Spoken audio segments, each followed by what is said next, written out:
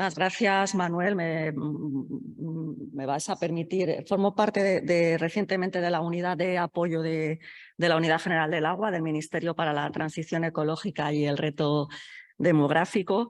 Y ante todo, pues agradecer a la Consejería del Gobierno de la región de Murcia y a ESAMUR y a EDIR la organización de estas jornadas y bueno, pues al habernos invitado al Ministerio a participar en ellas y en particular pues estoy encantada de estar aquí presentando un poco lo que probablemente ya casi todos conocéis, porque no se trata del futuro, sino que realmente es que es el presente y desgraciadamente nos está un poquito ya pillando los dedos, pero bueno. Os voy a presentar cuáles son cuál es el marco regulatorio actual en materia de reutilización y unas reflexiones de dónde estamos ahora en el Ministerio y cuáles son las posibles perspectivas de un futuro que esperemos sea muy cercano en cuanto a este asunto. Así que empiezo a que le tengo que dar yo, eso es. Bueno, ¿cuál es el marco jurídico de la reutilización en España? Bueno, retrotrayéndonos al contexto europeo, porque el marco jurídico de la reutilización en España es de todos conocido, muy viejo, digamos, ¿no? Ya el nuevo texto refundido de la Ley de Aguas hereda el principio, el artículo famoso 109 de la ley anterior del 85, pero en el marco europeo, que es el que nos ocupa en esta charla, en la parte más inicial, bueno, pues la reutilización se contempla ya en el año 91 en la Directiva de Tratamientos de Aguas Residuales Urbanas, que como sabéis pues ahora se encuentra en un proceso de modificación, en el que su artículo 12 pues indica que las aguas residuales tratadas se reutilizarán cuando proceda. Y ahí se quedó. Posteriormente, la Directiva Marco del Agua, la Directiva 2060, considera la reutilización como una medida de carácter complementario en los términos de la directiva que permite pues, ganar en la eficiencia en el uso del agua. Se considera como una medida a introducir en el programa de medidas de los planes hidrológicos de cuenca. Posteriormente, en el 2015, el primer plan de economía circular para la Unión Europea incluía ya una medida específica para regular sobre la reutilización del agua. ¿Con qué fin? Con el fin de promover una circularidad en el agua a través de una mayor circularidad en el uso del agua a través de la reutilización y dotar de una seguridad jurídica para aquellos usuarios que quisieran emplear la reutilización. Y finalmente, pues nace en el año 2020 el famoso reglamento, el 2020-741, que establece los criterios mínimos para la reutilización del agua, fundamentalmente para el uso agrario. Así que el contexto de la Unión Europea pues, ha sido siempre un contexto de seguridad hídrica, circularidad y protección al medio ambiente.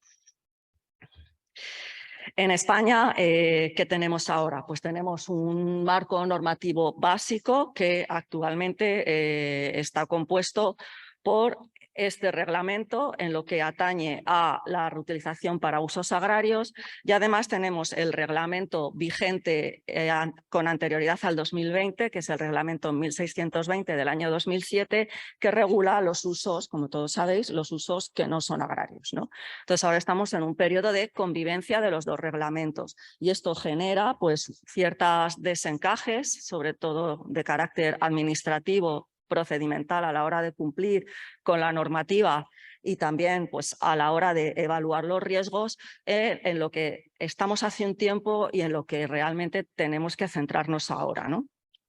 Como decía antes, el marco normativo nacional pues, es la antigua Ley de Aguas, que incluía la necesidad de establecer las condiciones para la reutilización del agua, y la actual, como dije anteriormente, hereda este principio. Además, la reutilización ya es una de las características fundamentales de nuestro ordenamiento jurídico y fue una de las cuestiones que se debatieron mucho durante los debates en el Consejo, ¿no? Nosotros, ¿qué entendíamos por reutilización? Y era muy llamativo porque no existía este mismo enfoque dentro del Consejo, en el sentido de que el agua regenerada en España es un agua cuyo derecho privativo a su uso se adquiere con un permiso. No No se trata de un señor que produce agua y la vende a alguien que quiera comprarla. Hablo jurídicamente y con permiso de los juristas, pero el enfoque del reglamento inicial que se presentó, la propuesta de la comisión, era un enfoque muy de producir agua para venderla, ¿no?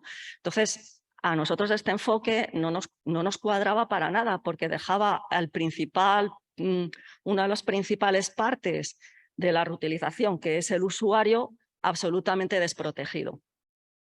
Entonces, bueno, pues esto fue una de las cuestiones que se debatieron bastante intensamente y que ocuparon pues bastantes sesiones que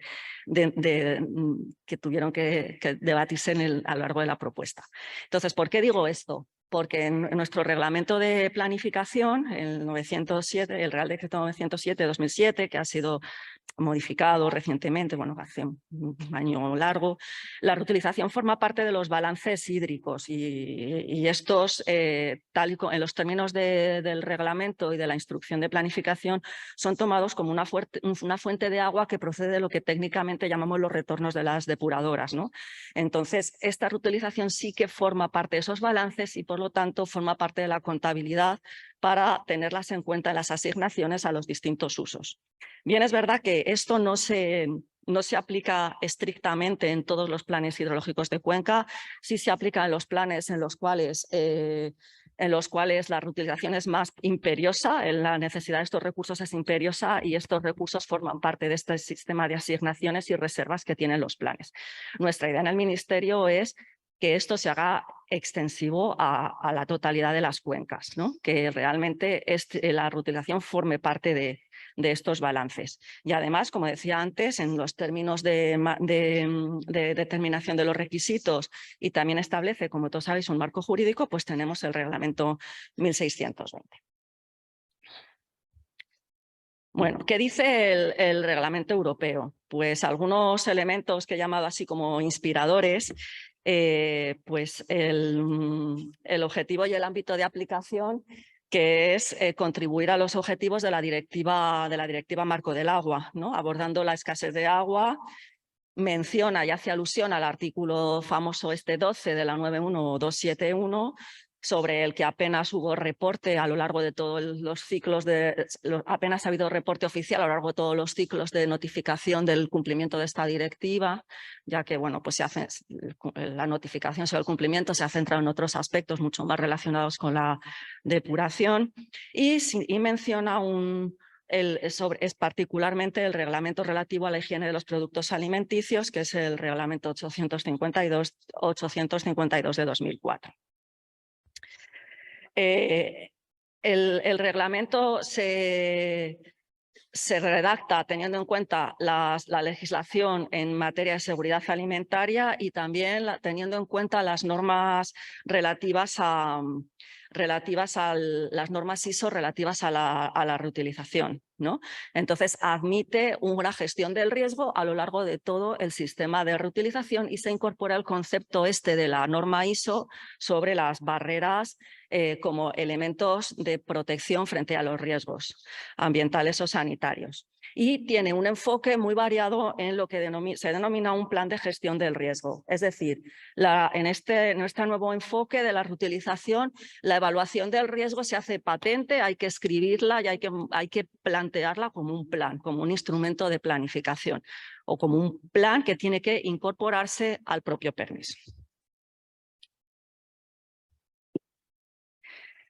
Entre las principales definiciones, que tiene 15, el artículo 3 del reglamento contiene 15 definiciones y aquí, bueno, pues resalto, me parecen interesantes de resaltar la figura de la autoridad competente, que es la autoridad que va a emitir el permiso o los permisos necesarios para la actividad de la reutilización en virtud de este reglamento.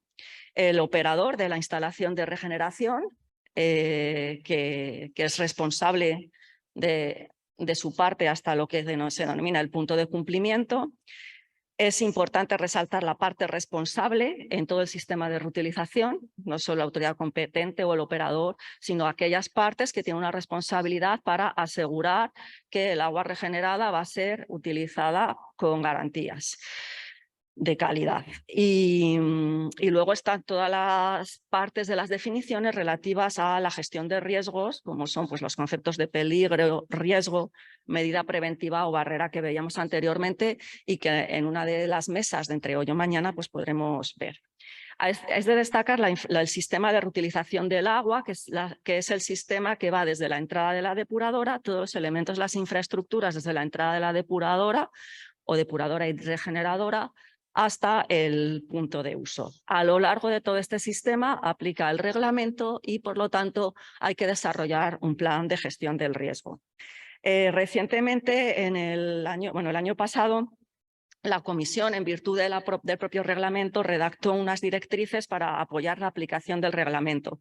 Estas directrices realmente ayudan mucho y les invito a consultarlas. Está ahí cómo lo pueden encontrar, la comunicación de la Comisión, la referencia a esta comunicación, porque realmente aclaran mucho sobre muchos aspectos que en el reglamento pues, podían quedar algo confusos. Esto es un esquema de lo que es el ámbito de aplicación, desde la entrada, como ven, del sistema, desde la entrada de la depuradora hasta el punto de uso, y el punto de cumplimiento es en aquel punto en el cual, según el reglamento, el agua producida se entrega o pasa al siguiente actor en la cadena, que puede ser un distribuidor de agua, un almacenador del agua o un usuario del agua. Entonces, todas estas figuras, si son responsables por su propia entidad, por su responsabilidad en esa función específica, si son responsables de esa función específica, tienen que pedir el permiso correspondiente y por lo tanto, cumplir con los requisitos del plan de gestión del riesgo. El plan de gestión del riesgo tiene una parte que tiene que mirar el riesgo sanitario y una parte que tiene que mirar el riesgo ambiental.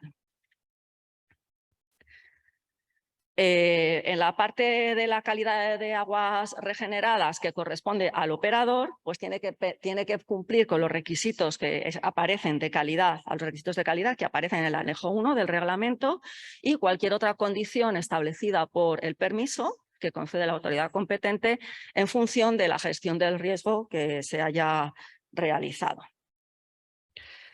Este es los famosos cuadros del anejo 1, que los que estén familiarizados con el reglamento pues los conocerán, y los que no, pues tienen aquí una imagen. La calidad del agua para el uso agrario se clasifica en 4 clases, de la A a la D, y estas clases están caracterizadas fundamentalmente por el tipo de aplicación del riego, si el riego va a estar en la medida en que el riego está en contacto, el agua está en contacto o no con el cultivo, y bueno, pues por el tipo de cultivo. Son los 2 factores que determinan la opción en general, hablando en generalidad, la opción de una clase u otra, muy similar a como tenemos el actual reglamento. El 1620, perdonad. ¿Y esta cuál es? Esta. Bien.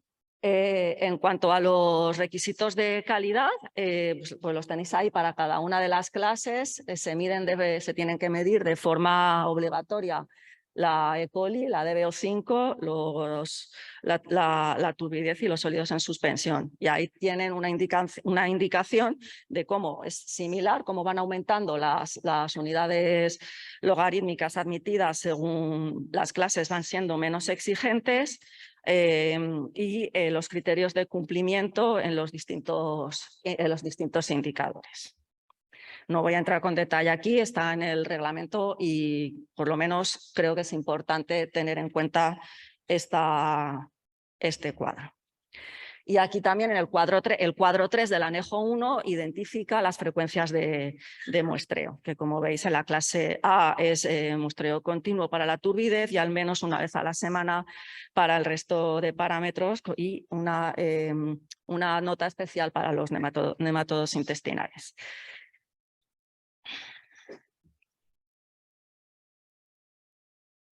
Bueno, aquí. Bien. Existe si vamos a aplicar por primera vez clase A, si vamos a hacer una depuradora, una regeneradora de agua que vaya a suministrar clase A por primera vez, hay un control que hay que pasar, que es el control de validación. Este control de validación aplica a un determinado conjunto de depuradoras, son las que van a cumplir con clase A y quedan exentas pues las que estén con anterioridad a la aprobación del reglamento. Y también tendrán que ser validadas los equipos que hayan sufrido modificaciones, que hayan sido revisados y que vayan a tener que suministrar clase A. Esta clase es supongo que a lo largo de toda esta jornada se hablará mucho de esta clase A y de la exigencia de validación, que es una reducción logarítmica en distintos parámetros que son indicadores de protozoos, virus y bacterias. Y se añadió en el reglamento esta tercera nota de si en las aguas residuales pues no se registra un indicador biológico o sea, si la reducción no se puede demostrar esa reducción de concentración porque hay menos, pues el sistema queda validado. Estoy apagando en vez de pasando, mis disculpas. Bien, en cuanto al permiso, pues es algo que está regulado en el reglamento, se concede permiso a la producción del agua regeneradora y a todos aquellos elementos que son aquellas personas que son partes responsables del sistema de reutilización, incluido el usuario. Este permiso, por lo tanto, se concede pues eso, al productor, al posible almacenador, si lo hubiera, a la posible entidad que se dedica a transportar aguas también, a lo largo de tuberías, o al usuario que simplemente, bueno, pues el agua se le entrega y tiene un sistema de gestión de sus aguas regeneradas hasta el punto de uso, ¿no? Entonces, bueno, pues las características del permiso pues son similares a lo que existe ahora. Tampoco es que estemos aquí hablando de nada muy nuevo hasta ahora, pues lo que tiene que tener un permiso para identificar claramente qué es lo que se está concediendo. Muy importante es que con el permiso tiene que acompañarse el plan de gestión del riesgo que corresponde a la parte del sistema de reutilización que le corresponde a ese permiso. Por supuesto, tiene que venir definida las clases y los usos que va a sufrir el agua. En cuanto a las condiciones de cumplimiento, bueno, pues la autoridad competente deberá comprobar el cumplimiento de que se cumple de este reglamento, y para esto, bueno, pues tendrá que utilizar controles in situ, distintas informaciones informaciones que procedan de otras autoridades pertinentes, en fin, es la autoridad competente la que tiene que encargarse de verificar que ese permiso está en orden. Actualmente, la autoridad competente, ¿cómo verifica que los permisos están en orden? Generalmente por el informe de sanidad, ¿no? El informe que emite la autoridad sanitaria y que, bueno, pues que expide a petición de la autoridad competente y que asegura que en riesgo sanitario, pues el sistema de reutilización, de acuerdo con el 1620, está conforme. En este caso, el permiso abarca todo el sistema de reutilización desde la entrada a la depuradora hasta el punto de uso, y habrá que estudiar, ¿no?, qué verificaciones, qué tipo de control de cumplimiento hay que hacer para asegurar que se cumple con el plan de gestión del riesgo y las condicionantes del permiso. En cuanto a la gestión del riesgo, pues lo que hay que hacer es establecer todos los requisitos de calidad a lo largo del sistema de reutilización y por cada una de las partes responsables que nos aseguren que no hay ni riesgo sanitario ni riesgo medioambiental en el uso de las aguas regeneradas. Y en esto el anejo 2 del reglamento indica unos elementos básicos que tiene que contener el plan de gestión del riesgo, pero las directrices que antes mencionaba tienen una explicación mucho más detallada de cada uno de los elementos y que creo que me parece que Isabel León, que es la compañera del CEDEX, que nos ha ayudado, el CEDEX nos ha ayudado mucho en el desarrollo de toda esta parte técnica del reglamento, pues creo que van a analizar con mayor detenimiento. Yo simplemente voy a mostrar aquí cómo se conceptualiza esto del plan de gestión del riesgo, que se conceptualiza como en 3 módulos. Un módulo 1 de identificación de las partes y de las partes responsables que están identificadas por elementos. Hay un total, si no me equivoco, de 11 elementos y bueno, pues divididos en estos tres módulos, ¿no? El primero que es el describir el sistema, identificar las partes responsables. El segundo que hace referencia a lo que es la parte de la evaluación del riesgo, el ver dónde existen peligros que se exponen a un elemento más o menos vulnerable e identificar el riesgo. Una gestión del riesgo clásica. Identificar dónde están, qué parámetros son los necesarios de definir para minimizar los riesgos y qué medidas preventivas se adoptan para minimizar esos riesgos. Todo eso es el módulo 2, que se distribuye en torno a unas KRM, son Key Risk Measures, medidas de riesgo claves dentro de la gestión del riesgo, ¿no? Entonces tenemos pues, la identificación de los agentes peligrosos, las rutas y objetivos de exposición, la evaluación de los riesgos, los requisitos adicionales y las medidas preventivas.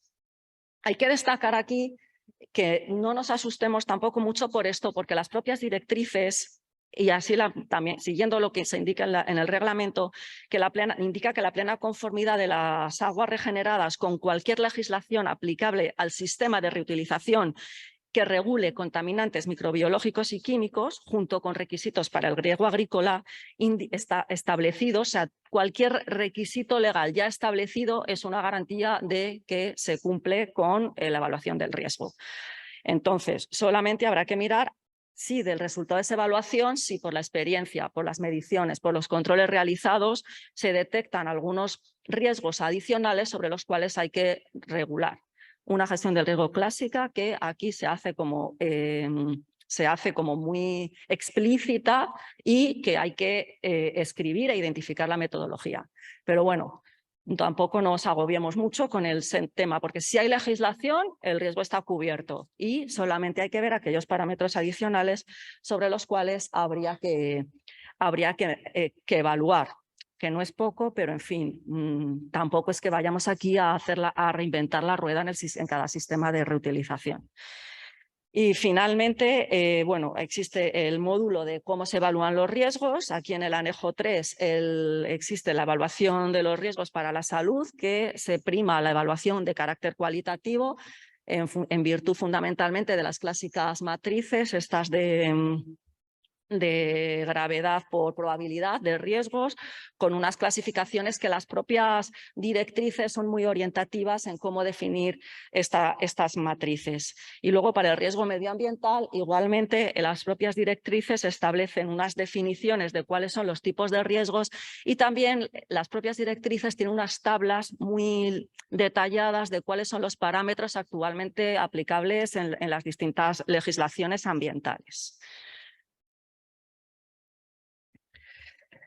Y finalmente el módulo 3, que es el módulo destinado al control, con pues la inspección y el control, con un sistema de control de calidad, un sistema de control ambiental, gestión de emergencias y, muy importante, una coordinación, ¿no? Entonces, las medidas 8 y 9 son básicas en el sentido de que hay que identificar procedimientos y protocolos del control de calidad del sistema, tanto sanitarios como ambientales, y asegurar que hay una comunicación entre todas las partes implicadas.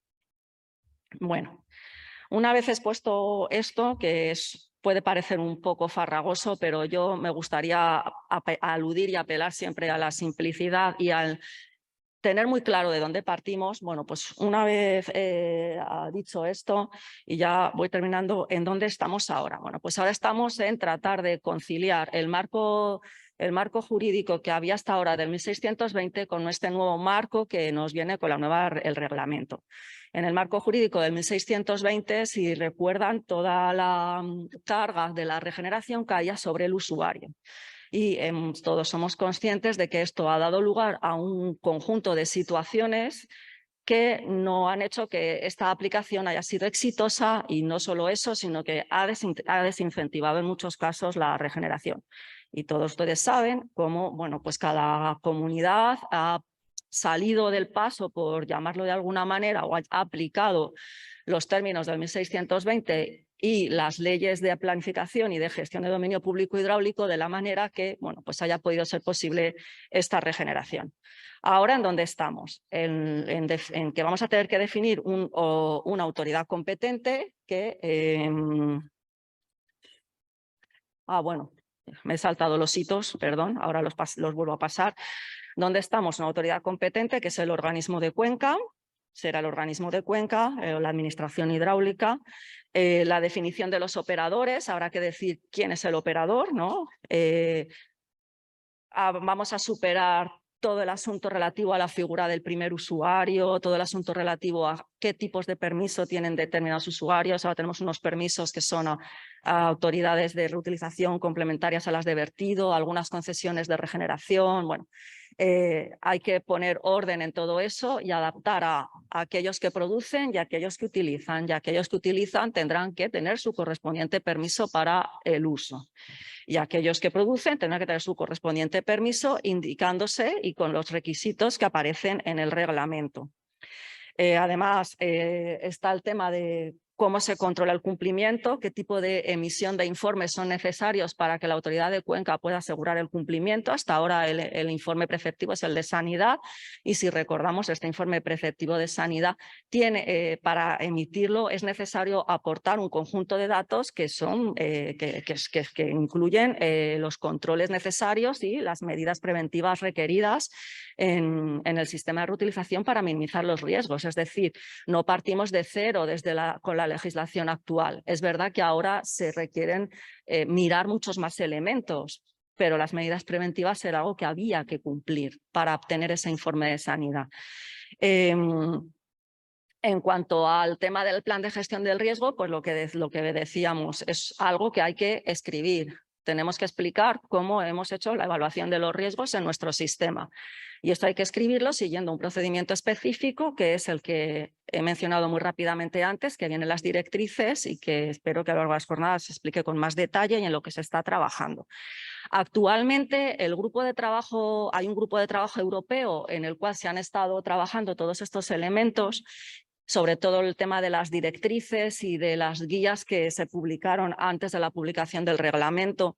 Y ahora mismo en lo que se está trabajando es en unas especificaciones técnicas, en virtud también de lo que indica el reglamento, unas especificaciones técnicas para la gestión del riesgo. Esas especificaciones técnicas es ya desmenuzar en modo especificación técnica, vamos a decir que pueden tratarse así, desmenuzar cada elemento del riesgo en unas características muy concretas, que es casi como una checklist, cómo hay que tenerlo en cuenta. Y entonces esperamos que no va a dar tiempo, bueno, los hitos no nos da tiempo para junio, pero esperamos que en breve podamos tener unas orientaciones sobre cómo aplicar exactamente esto. Y actualmente lo que se está mirando ahora es nueva legislación para dar soporte jurídico a esta situación que hay ahora mismo, de una situación de reglamento jurídica en la que hay que emitir unos permisos para el productor y para el usuario, y una situación en el caso de riego agrícola, y una situación del 1620 que aplica a los usos del agua que no son agrícolas. De momento lo que tratamos en el Ministerio es: vamos a poner un marco jurídico tipo el nuevo reglamento europeo, el permiso para usuario y permiso para otras partes responsables. Veamos a ver qué pasa para los otros usos en cuanto al plan de gestión del riesgo. De momento lo tenemos que cumplir para para el riego agrícola y estamos tratando también de incentivar este uso de las aguas regeneradas, quitándole la carga fundamental al usuario y en virtud de aplicar el principio de quien contamina paga, ¿no? El agua depurada es un agua que es depurada porque ha sido previamente utilizada por un uso, que es el urbano. Bueno, pues en virtud de la aplicación de este principio de quien contamina paga, vamos a tratar de ver cómo se pueden equilibrar esos costes para producir un incentivo en la regeneración. Además de tratar de ver cómo se pueden aplicar ayudas para poder incentivar y para poder tener en marcha, pues, sobre todo aquellos sistemas de reutilización que es necesario tenerlos en determinadas zonas y también para incentivar esa reutilización, ¿por qué no?, en otras zonas, en virtud de la economía, del fomento de la economía circular, en otras zonas que ahora mismo yo les comento a mis compañeros de las confederaciones y se me quedan mirando como esto de la reutilización me pilla un poco lejos, ¿no? Entonces, bueno, vamos a ver cómo tratamos de, como decía yo, incentivar la incorporación de estos recursos en el balance, en el mix y estos incentivos económicos que de verdad haga que la reutilización que sea posible. Los hitos que decía antes, pues es que estamos ya en junio, entra en vigor el reglamento. Entonces se está trabajando en las confederaciones para ver, en coordinación con la Dirección General del Agua, para ver cómo se pueden ir adaptando estos permisos mientras vamos siendo capaces de escribir la normativa. Pero bueno, el reglamento está en vigor y en las confederaciones ya hay un trabajo que se está haciendo para ver cómo esto se puede ir aplicando. No es fácil, es una carga para ellos, es una tarea que es nueva, es complicada y bueno, pues vamos a tener que ver cómo poco a poco vamos pudiendo mostrar cumplimiento. Y en 2026 hay que informar sobre los cumplimientos y los posibles incumplimientos, ¿no? Y esto también en el grupo de trabajo que nos hemos reunido ayer y antes de ayer, fue la última reunión del grupo de trabajo europeo, ya hemos empezado a trabajar sobre este esquema de la notificación del informe. Y bueno, no sé si tengo algunos minutillos más, yo creo que no, pero... Sí, gracias. No quería solamente, sí. si me permites, Manuel, solamente... Bueno, yo quería apuntar si alguien del público quería hacer alguna cuestión o hacer alguna pregunta al hilo de la exposición, puede hacerlo. Yo, como tengo los focos aquí delante, no veo casi nada, pero hay personas que les pueden ayudar o pasarles el micro o alguna tarjeta para formular algunas preguntas si lo desean. Yo sí voy a hacer una pregunta ahora cuando acabes. Sí,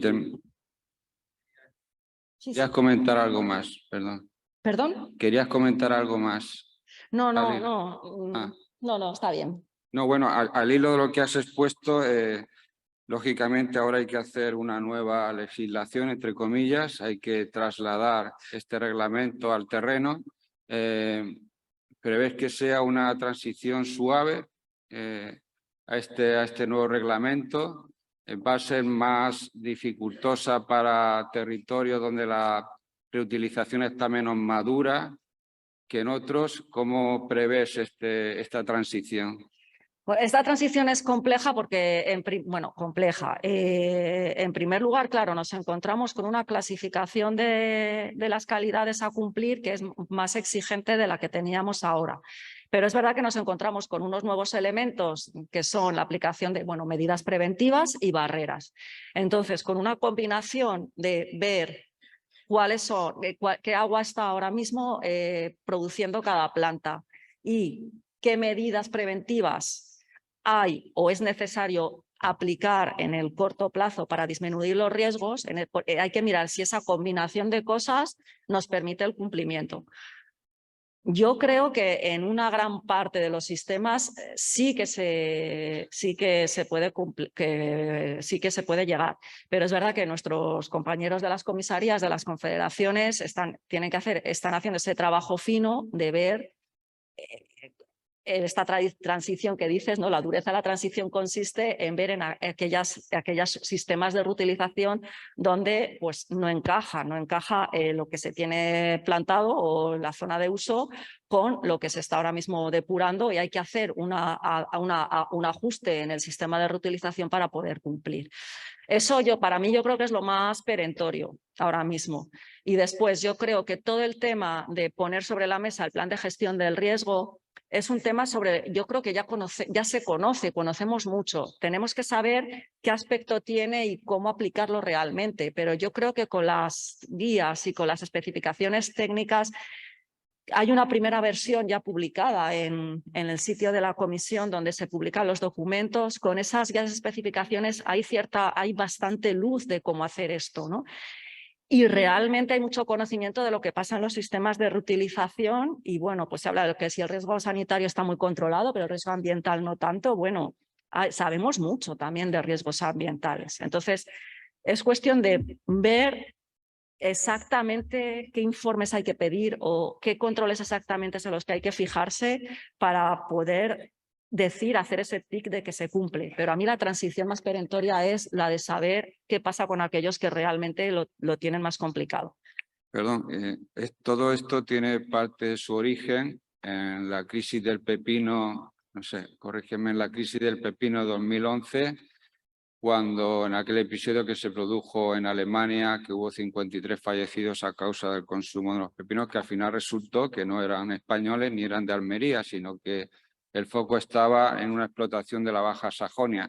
Pero eso encendió las alarmas. ¿Eso está motivado por ese episodio que ha sido el desencadenante? ¿Y en qué medida eso se podría evitar? ¿O con esta nueva regulación ya eso sería casi imposible para los países miembros que lo adopten? Claro, porque Bueno, luego hay una producción que llega de terceros países, ¿no? Esta nueva reglamentación ni deja de ser determinante en evitar esta crisis, porque fue una crisis de control alimentario más allá de la zona de uso. Entonces, este reglamento ni hubiera aplicado ni aplicaría en este caso, ¿no? Son los avisos correspondientes a las alertas alimentarias las que dan lugar a este tipo de avisos y, por tanto, de crisis, y bueno, quedó ampliamente demostrado que no sin su coste puntual en ese momento, que no había sido una cuestión de la seguridad del agua con la que se regaba. En cualquier caso, sí que es verdad, y aquí no lo he dicho, pero es muy llamativo que había muchas reticencias cuando se empezó a hablar de la reutilización en muchos países de la Unión Europea. Tal fue así que hay un artículo 2, que aquí no se ha mencionado, un artículo 2 que increíblemente solicita a los países que aquellos que no consideren que la reutilización sea necesaria en sus cuencas hidrográficas tienen que explicar por qué y tienen que notificarlo así a la Comisión y a sus ciudadanos. Entonces, bueno, es un tema muy paradójico, muy llamativo. Y bueno, ahora también tienen que retratarse, ¿no? Aquellos que deciden que dan la espalda a los criterios de circularidad, ¿no? del acervo europeo. Pero sí que había algunos países especialmente sensibles a la posible falta de seguridad de las aguas regeneradas, que muchas veces dices, pero si es que estás comprándonos los productos, te enteras de poco, pero bueno, se dieron esas situaciones. Bien, gracias. No sé si hay alguna pregunta. Bien, pues muchísimas gracias a Concepción Marcuello por su... Sí, perdón. Hola, Sí. buenos días. Soy José Francisco Río de la Junta de Andalucía, funcionario. Quería hacer, no sé si no me entero bien, pero la evaluación de riesgos cuando se utiliza agua reciclada es solo para tema agrícola. Si se utiliza, por ejemplo, para campos de golf o para jardines urbanos, no es necesario hacer una evaluación de riesgo. De acuerdo con el reglamento, no. Porque las clases, a ver, lo que te dice es que son las clases de los cuadros del anexo 1 es para riego agrario. También te dice el anexo 1, si quieres desarrollar tus cuadros para otros usos, hágalo usted. Pero no, ahora mismo como ya lo tenemos hecho, que es el 1620, lo que no sea riego agrario aplica en las calidades el 1620, sin plan de gestión del riesgo. De momento.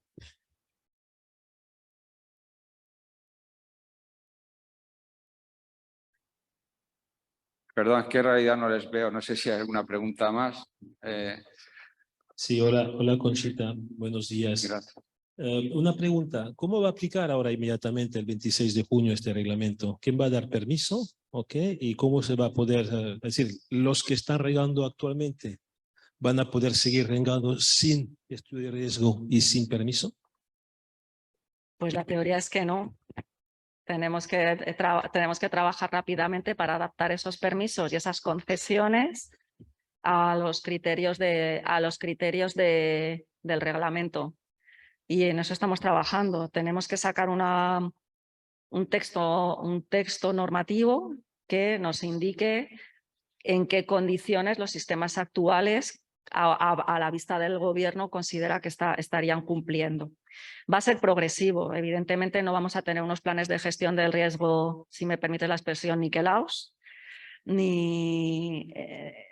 y creo que tenemos mucho margen para mejorar todo el proceso, pero yo creo que hay que empezar y, como decía antes, no empezamos desde cero, empezamos sobre una base. ¿Quién no sabe evaluar los riesgos de su sistema? Todo el mundo sabe más o menos, quisiera creer, con que lo saben. O sea, otra cosa es que lo escriban, pero saberlo lo sabemos. Entonces, bueno, vamos a empezar con lo que ya conocemos y aplicar y trabajar de la manera más inmediata para no estar en incumplimiento.